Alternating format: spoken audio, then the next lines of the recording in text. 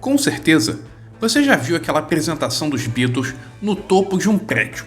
Aquela apresentação improvisada em Londres, no dia 30 de janeiro de 1969, no terraço da Apple Corps, a empresa fundada pela banda, não aquela empresa high-tech norte-americana. Entrou para a história como a última aparição pública do quarteto de Liverpool. O evento ganhou contornos ainda mais emocionantes, já que a última apresentação da banda havia sido em 1966 em São Francisco. Um set que durou quase 40 minutos e contou com a gravação de 3 takes de Get Back, 2 de Don't Let Me Down, 2 de I've Got a Feeling, além de outros 3 takes. Tudo transcorreu relativamente bem, até a intervenção da polícia ordenando o encerramento devido aos problemas causados no tráfego e ao barulho excessivo. Agora, você sabia que aquela não foi a primeira vez que uma banda de rock tocou no alto de um prédio? Pode ser que tenha sido a apresentação de terraço mais marcante da história do rock. Afinal, Rooftop Concert virou sinônimo de Beatles, mas eles não foram os primeiros a ter essa ideia inusitada. Hoje falaremos sobre a primeira banda que se arriscou no topo, no alto de um prédio. Mas antes de mais nada, já deixa o like no vídeo e se inscreva no canal. E quem puder, compartilhe este conteúdo com os amiguinhos. Bem, vamos lá que a história é bem legal.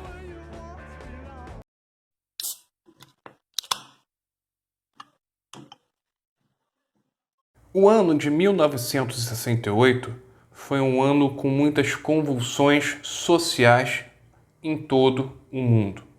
Os assassinatos de Bob Kennedy, o virtual candidato à presidência dos Estados Unidos, até então, e de Martin Luther King, líder na luta pelos direitos civis dos negros nos Estados Unidos.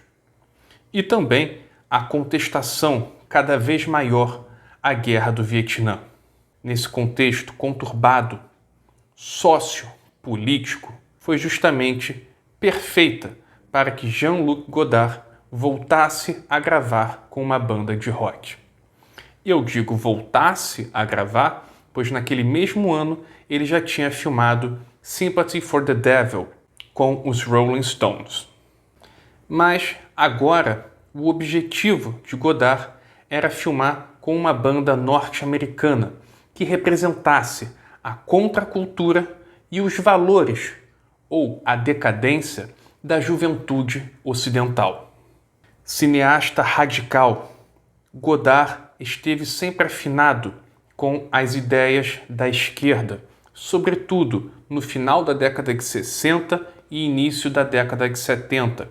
Vide o seu filme A Chinesa, de 1967. O francês queria mostrar como a potência norte-americana, líder do bloco capitalista, do mundo capitalista, em um contexto de Guerra Fria, em um mundo bipolar, sofria resistência interna à sua natureza de imposição cultural. E para isso, o Jefferson Airplane, até então, naquele momento, uma das bandas mais incendiárias, criativas e únicas, foi justamente a escolha perfeita para o seu projeto, 1PM, ou One American Movie. O filme também incluiria trechos longos, depoimentos com revolucionários políticos como Eldridge Cleaver e Tom Hayden. E como o Jefferson Airplane, assim como outras bandas da Bay Area, ali de São Francisco, já estavam acostumados com essa coisa de realizar shows gratuitos ao ar livre, a banda se encaixava perfeitamente no projeto do cineasta francês. Godard decidiu montar ali a apresentação no terraço de um antigo hotel já condenado de 9 andares no centro de Nova York, muito próximo a Times Square. Paul Kantner, o guitarrista base da banda e também um dos compositores da banda, vai lembrar que, abre aspas, Jean-Luc Godard veio com uma proposta. Eu faço o meu bagulho, vocês podem fazer o bagulho de vocês? Sabe, não havia script. Fecha aspas. Grace Slick, dispensa comentários, também vai dar um depoimento. Abre aspas. Eu gosto do fator surpresa. Fazer algo que as pessoas não esperam. É sempre interessante para mim. Fecha aspas. E Marty Balin, o outro vocalista da banda, ele vai lembrar que no seu rápido diálogo com Godard, ele perguntou o seguinte: o que você quer que nós façamos? Ele olhou, eu quero que vocês toquem naquele terraço. Fecha aspas. Para ajudá-lo no projeto, Godard acabou chamando também o documentarista, o cineasta D.A. Penn Baker, justamente o responsável pela gravação do documentário Monterey Pop. É o documentário que registrou o Monterey International Pop Festival de 1967. Diga-se de passagem, um festival 1 milhão de vezes melhor do que Woodstock. Naquela manhã fria de 19 de novembro de 1968, às 7h45 da manhã, o Jefferson Airplane subia no terraço e ligava o seu som. No escritório de Penn Baker, justamente no prédio em frente, estava Godard com a outra parte da equipe. E não precisamos falar que a equipe, a produção, em nenhum momento teve a preocupação de tirar uma autorização para tal espetáculo, para tal evento. Evidentemente que ia dar. Marty Balin lembra que o sistema de som estava ligado e era como se o som chocasse contra os arranha-céus. Era como uma gigante, a voz de Metrópolis. Povo de Metrópolis. Fecha aspas. Metrópolis é uma referência ao filme Metrópolis de 1927, um filme alemão de ficção científica. A apresentação abre aos berros. Hello, New York! New York, wake up, you fuckers! Free music! Make some! Free love! Vestidos com roupas de inverno, afinal era uma manhã bem fria de novembro, o Jefferson Airplane começa sua apresentação tocando House at Pool New Corner, uma letra apocalíptica de Marty Balin e de Paul Kantner. Paul Kantner sempre foi um integrante da banda vidrado em temas de ficção científica. E a canção era justamente uma continuação natural de uma antiga canção da banda, The Ballad of You and Me and Paul New. A canção que eles estavam ali executando sairia pouco tempo depois no quarto disco de estúdio da banda, Crawl of Creation. E o tio aqui tem esse disco. Além da equipe que estava ali no terraço com a banda, a outra parte da equipe ali com Godard fazia enquadramentos da rua, às vezes fechava na banda. Em alguns momentos pegou o empresário da banda, Bill Thompson, dançando com outros membros da equipe técnica e aqueles agregados que sempre acompanham as bandas. Em outros momentos, filmando as pessoas na rua, tentando achar de onde vinha aquela barulheira. E tem até um momento em que um dos câmeras pega Godard. E o Godard, na mesma hora, faz assim: não, em mim não, filma a banda, filma a banda.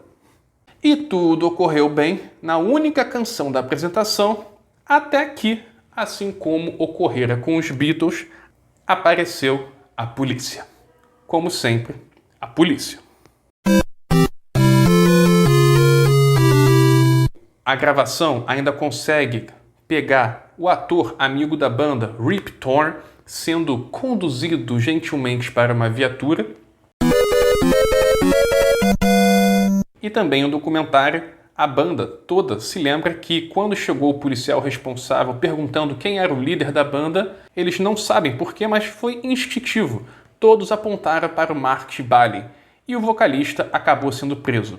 Nada que estragasse o humor do vocalista, afinal, a banda tinha acabado de entrar na história como a primeira banda de rock and roll a fazer um concerto grátis no terraço. As filmagens nunca foram concluídas por Godard. Coube ao Penny Baker finalizar o projeto e rebatizar de 1 p.m. One Penny Baker Movie, e também outros acabaram chamando de One Perfect Movie. O filme foi lançado cerca de um ano depois e, pelo que eu li, acabou sendo um sucesso, ali naquele circuito mais underground. E o curioso é saber que os integrantes sequer, naquela época, tinham visto como ficou a gravação. Muitos ali da banda sequer sabiam que o filme tinha sido lançado formalmente, no circuito dos cinemas, ainda que underground.